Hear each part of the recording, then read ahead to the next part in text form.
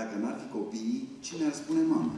Tocmai de aceea ne-am gândit să aducem în fața dumneavoastră pe nimeni alții decât grupul vocal Music All al Palatului Național Copiilor. Uitați-vă de frumoși, veseli și primăvărati sunt. Ei vor rămâne pe scenă timp de 4 melodii.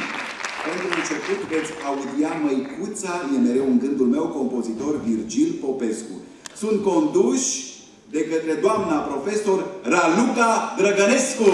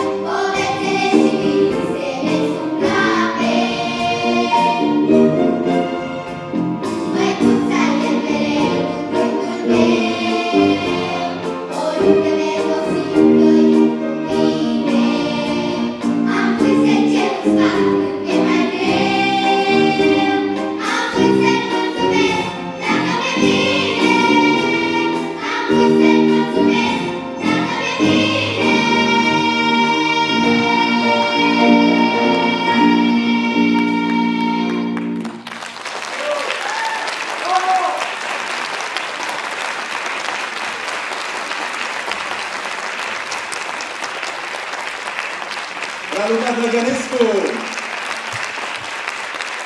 vocal Music All.